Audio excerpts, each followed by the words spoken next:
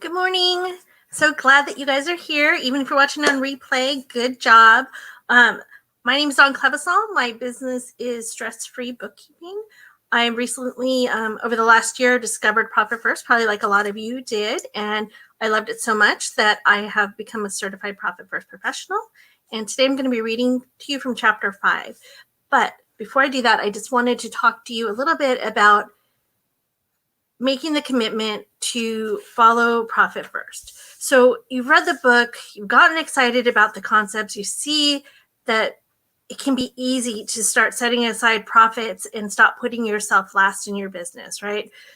But I want to say that a lot of people, when they're starting to implement Profit First, they're treating it more of a, guide's the right word, but they're treating it more of a suggestion rather than rules to follow. And I just want to tell you that you really should be following, if you are serious about implementing the Profit First techniques in your business, you need to be serious about following the steps that he's laid out here. I mean, Mike's not messing around. He has tried this. We have tried it in our businesses. My clients have tried it in their businesses. It works. It's working for us. Let's let it work for you. Give yourself a chance. When it, I know it's a pain in the neck to go open up a bunch of bank accounts. And I know that there's stress associated with that. I mean, one of the first things that we do to become certified is we implement this in our own businesses because we want to know exactly how every step feels. We want to know that we're doing exactly what we're going to be teaching you how to do, right? So follow the steps. When he says open 5 bank accounts at the one bank, open the 5 bank accounts. When he says open the 2 bank accounts at the other bank, open them. Just get started, make a commitment, make a month-long commitment. Just follow the steps as is laid out in the book so that you can be profitable. And in a month, you can just have a completely different business model than the one that you've been running right now. That is obviously frustrating you if you are reaching out to try to decide how am I going to make this work? How am I going to start profiting in my business, right? So keep that in mind. If you need help, I do have a program that is launching on the 17th where I walk you through the entire process of implementing Profit First from just the basics. We talk about, expanding a little bit more on the concepts that he gives you in the book so that you really have a deep understanding of it. And then take you through actually having an Excel sheet that you can use when you have to do your profit distribution. Just takes the guesswork out of everything, that we work through your actual numbers from your own books to get you where you need to be. So keep that in mind. If you are interested in that, just reach out with a discovery call. I like to talk to everybody who's going to go through the program first. I only take 5 people because I want to make sure that I'm giving you the time to really dive into your books with you. So 5 people, if you're interested, just put that in the link. And I'm going to start with chapter 5. So thank you again for being here. Really appreciate your time and the commitment that you're making to finally step away from the way that we've been taught to do our books and manage our cash finally. So chapter 5, allocation percentages. Years ago, a colleague shared a powerful story. I'm sorry, I'm going to start over. Years ago, a colleague shared a powerful story with me about hitting financial targets. An up-and-coming motivational speaker went to a speaking boot camp. During one of the sessions, the instructor explained how to make back of the room sales. God, I cannot talk to him. He said, when you follow this method, 80% of the audience will buy your product at the end of the event. With pages of notes and tons of enthusiasm, our up-and-comer set forth on the speaking circuit. Initially, she closed only 25% of her audiences. Reaching for that 80%, she tweaked and improved her strategy and pitch, constantly reviewing her notes. Over time, her close rate rose to 50%, then 60%. After another year, she was consistently selling 75% of the room after her speech. She had achieved outstanding results, but not to the level her instructor had promised. One morning, she sat down to breakfast with a few colleagues, and her old instructor happened to be there. She couldn't wait to speak with him and get directions about what could help her get that last 5 exclusive percent. What was the secret to finally breaking 80%? When she told her story to the instructor, his jaw dropped. 80%? You thought I said 80%? I said 18. I tell you the story to illustrate something I believe to be true because I've experienced it. No matter what the number is, if you work toward it and believe it is possible, You will not only achieve it, you will blow past the reasonable numbers others have set.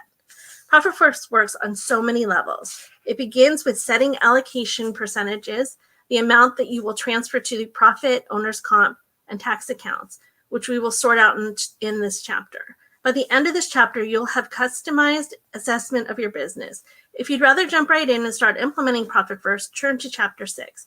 You can always come back to this chapter later and tweak your percentages. Either way, as long as you're actually working the Profit First system, you're winning.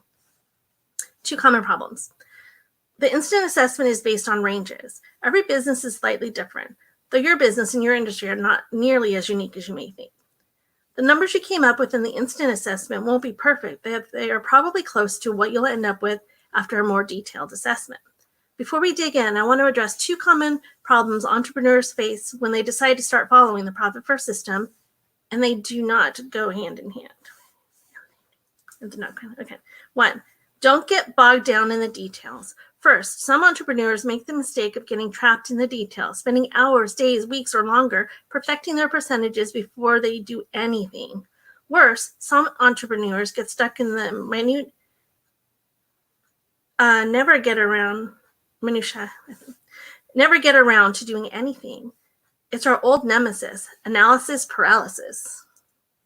In this chapter, we get to the nitty-gritty, but if at any time you think that you are lost in research and percentage tweaking rabbit hole, stop and move on to the next chapter. Perfectionism kills every dream. It's better to just start.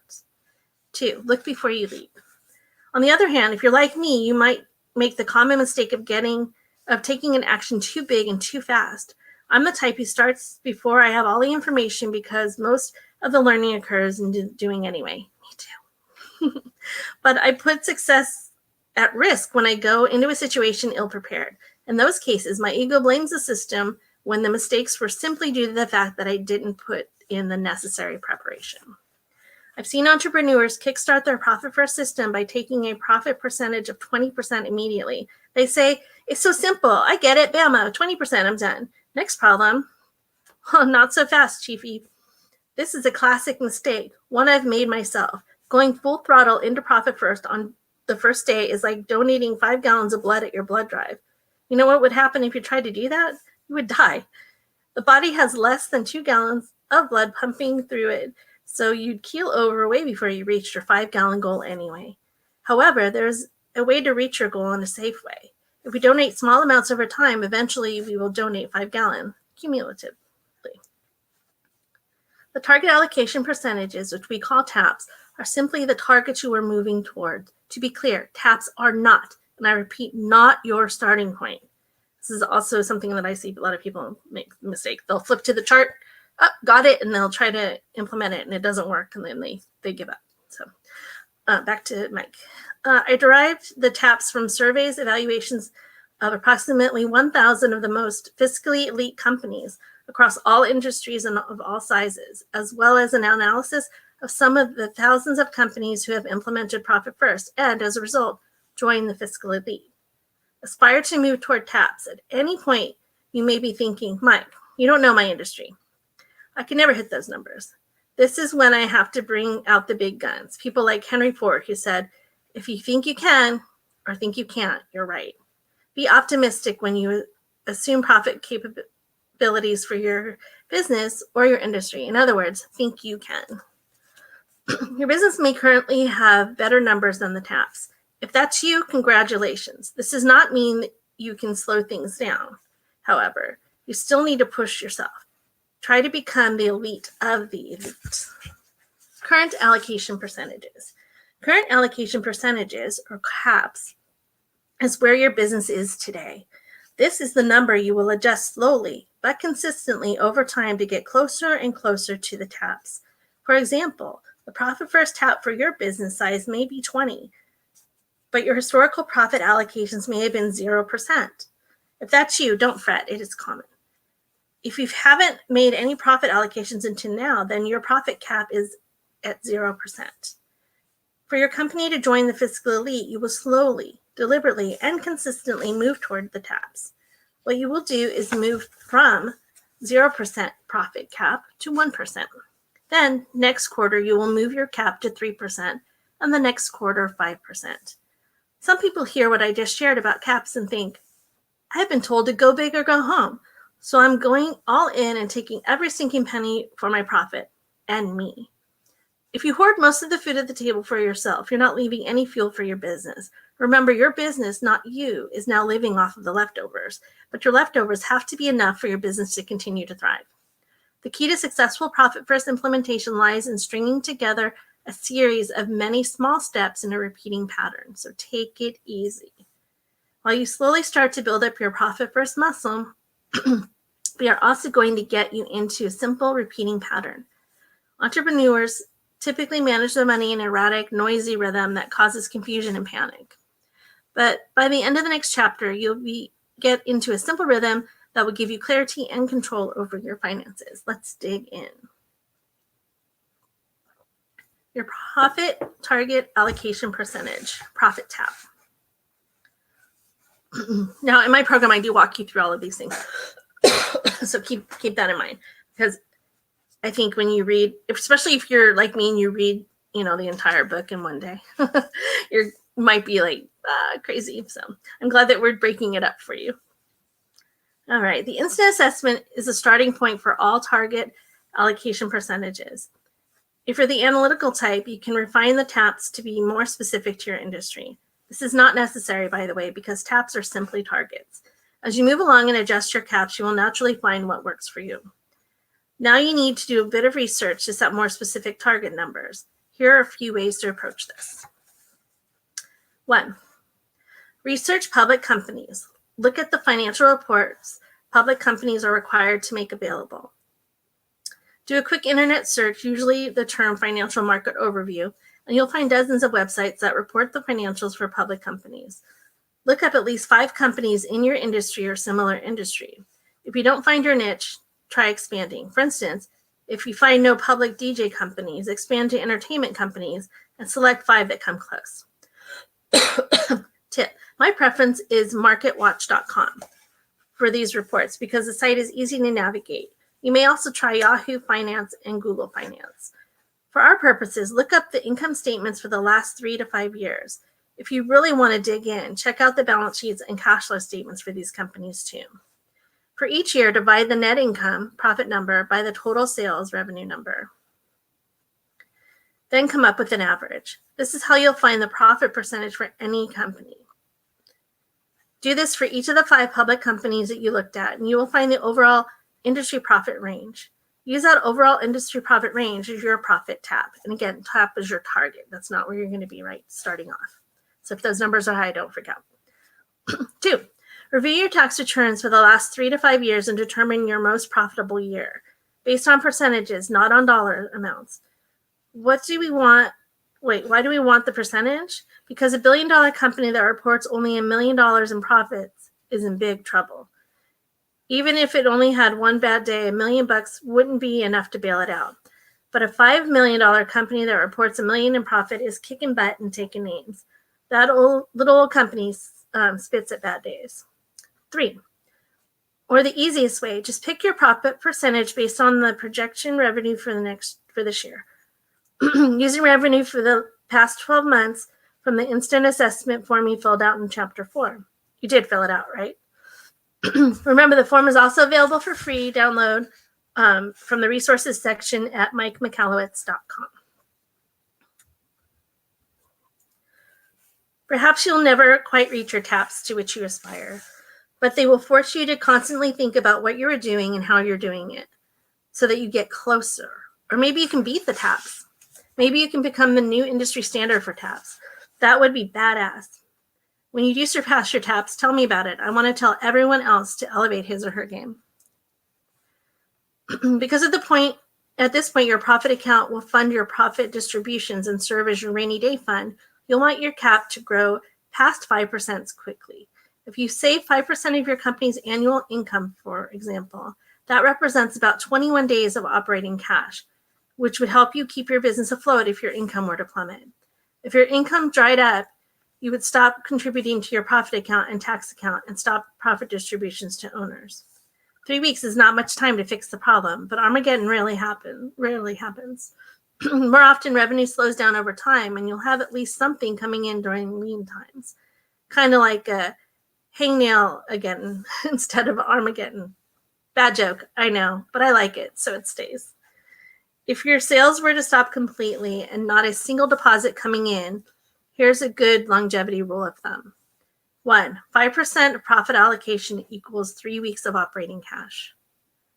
2. 12% profit allocation equals 2 months of operating cash. 3. 24% profit allocation equals 5 months of operating cash.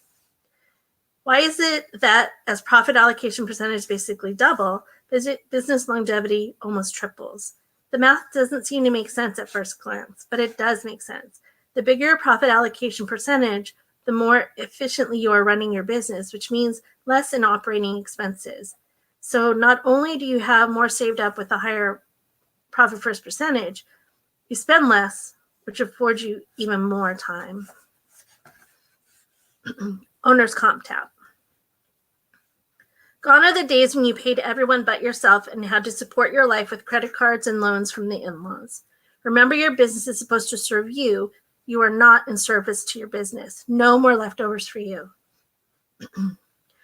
Owner's comp is the amount you and other equity owners take and pay for the work you do. I suspect you are familiar with the term owner-operator, which means you own the business, have equity, and you operate the business, work as an employee for the company. Owner's comp is the money we reserve for you and any other owner-operators of the business to get paid for the work you do in the company. Equity members of your company who do not work in the business just get profit distribution. Your salary should be on par with the going rate for the work you do. In other words, a salary you would have to pay for your replacement. Here are 2 options to consider when choosing your owner's comp tap number. Either 1, take a realistic look at the work you do. If you have a small company, say with 5 employees, you may call yourself the CEO, but that's just the title on your card. It's likely you are doing a lot of other work. You probably spend a lot of time selling, completing projects, handling customers, and dealing with human resource concerns. In reality, about 2% of your time is actually spent doing the job of CEO, which is vision planning, strategic negotiations, acquisitions, reporting to investors, addressing the media, etc. Determine your salary based on what you were doing 80% of the time, and that would reasonably pay employees to do those jobs. So take a look at that. Then evaluate pay for all equity owners who work in the business. Add up the salaries that represent your owner's comp draw. The percentage of revenue you set as your owner's comp tap must, at the minimum, cover owner's comp draw. Remember, you will likely get raises, maybe even bonuses for a job well done. So make the percentage 1.25 times the amount you determine for your salaries, so you can adjust for revenue fluctuations. Say you work with 4 equity owners in a business with a revenue of $1 million, who draw a salary of $50,000 each. You need to set up your owner's comp tap to be at least 25%. Or 2, pick the percentage I suggest in the instant assessment based on your revenue range. Refer to figure 4. The money that is transferred into this account is divided among all equity employees. It does not have to be split up equally, nor does it have to be split up based on your equity percentages. The owner's comp is negotiated agreement. Why should you have a separate account if you and the other equity owners working in the business are just employees? Because you are the most important employee. If you had to fire people, I suspect you would fire everyone else before you fired yourself. Think about your very best employee. I'll bet you take extra steps to ensure that you're taking care of that person. I bet you would do everything in your power to keep your best employees happy, including paying them what they're worth, right? Well, guess what, bucko? You are the best, most important employee. We must take care of you. When it comes to pay, different business formations require you to take owner's comp in different ways. An S corporation is different from an LLC, limited liability company, or a sole proprietorship, which are both treated way different than a C corporation. The owner's comp allocation still works the same way. You just need to work with your accountant to make sure the money flows out properly and legally. I strongly recommend an accountant who is a certified profit first professional who knows exactly how to support your profit first business. Don't underpay your most important employees. Very important. You've probably been doing this for a very long time. I was having dinner with my friend Rodrigo when he told me how his business generated $350,000 in annual revenue, but he was living below minimum wage. As a thunderstorm approached in the distance, I took the napkin with the fewest salsa stains and jotted down Rodrigo's numbers. Multiplying his $350,000 in real revenue by 35% from the instant assessment, I came up with just over $122,000. How many partners work in the business? I asked. Me and the other, he replied. Dividing by 2, the amount for the owner's comp was a little more than $61,000 each. But that was if they were doing the same work, that would warrant a 50-50 split. As we discussed in the previous sections, owner's comp should represent the work that you do. When I asked Rodrigo for more details about his own pay, he said, I take roughly $30,000 a year. My partner left to get a full-time job, so he now takes $0. We have 3 full-time employees at $65,000 each per year, and I manage them. I'd like to say I was shocked, but this scenario is all too common. How was Rodrigo supporting himself and his family on below minimum wage? I figured he was using credit cards, family loans, and possibly a home refinance to supplement his paltry income. If all 3 of your employees decided to leave on the same day, what would you do? I asked. I would do all the work myself and my partner would come back. So why don't you do that? I asked. Because I would be stuck doing the work and it would not be able to grow, Rodrigo explained. I don't want to do the work. I want to grow the business. Rodrigo had the right idea, but he was executing it in the wrong way. Michael Gerber, in his classic must-read book, The E-Myth Revisited, explains that we should work on the business, not in it. This on versus in philosophy is spot on, and yet most entrepreneurs have trouble executing it. Working on the business does not mean hiring a bunch of people to do the work and then spending all the livelong day answering the never-ending questions about how to do the job you used to do. Working on your business is about building systems, period. However, what Rodrigo and so many entrepreneurs miss is that growing a company is not an overnight switch from doing all the work to none of the work. The transition from working in the business to working on the business happens over time. Slowly, deliberately, one small step followed by another small step. We're starting to see a theme here. This is the reasoning behind the owner's comp percentages in the instant assessment. Larger percentages for owners when the company is tiny and smaller percentages as the company grows. In the early days of a company, when annual revenues are below $250,000, you are not the most important employee. You are likely the only employee. If your annual revenue is under $500,000 and you have an employee or 2, you are still the key employee. And that means you must be doing 90% of the work. You're bringing home the bacon and frying it up in the pan. The other 10% of your time you spend recording everything you do so that you can systemize it for the other few employees or contractors to do the work without your input. Basically, you are a true entrepreneur building systems 10% of the time, and a hardworking, hard-selling employee of your own company 90% of the time. This is why you get such a big salary in the beginning. No more of this bottom-of-the-bowl stuff. You can't live on minimum wage or less. Say it again, once more with feeling. My business serves me. I do not serve my business. Paying yourself next to nothing for hard work is servitude. Always start with caps, where you are now, and increase by 1% each quarter. As your revenue grows past $500,000, you will transition to spending more time building systems. Now you're systems developer 20% of the time, a manager 10% of the time, and an employee 70% of the time. Note that the better you are at creating systems, the less management is required because the recipe for how things get done is consistent. As annual revenue grows past $1 million, your salary percentage will drop even further because you will be working less and less in the business and more on the business. However, remember that it is likely you will always work in your business because even if you are a master of building systems and spend 80% of your time in that magic zone, you'll still spend roughly 20% of your time handling the big sales. Almost every entrepreneur to CEO is in charge of the big sale. You bet your bottom dollar Jeff Bezos is in the room when Amazon is closing a $100 million deal. And when your big deals are on the table, you'll be right there sitting at its head. Ironically, getting back in your business is the best way to create systems. And as you put the systems in place and your revenue increases to accommodate them, you can slowly plug in great people to implement those great systems. The bottom line is, don't cut your salary to make the numbers work. The goal of every business is health, and it is achieved through efficiency. Your martyr syndrome is not doing any favors. Making yourself the sacrificial lamb does not promote efficiency, it hinders it. Your tax tap. Greg Eckler loves tax time. Greg, the owner of Denver Realty Experts LLC, read in an earlier draft for Profit First and started applying it into his business. We are close friends from college and we're in the same business fraternity, Delta Sigma Pi. So he was kind enough to read the draft and give me feedback. As to blackmail him, to get the job done, I told him that if he finished reading it and implemented Profit First, I would never reveal his fraternity nickname, which was Elk Turd. Oops. Sorry, Greg.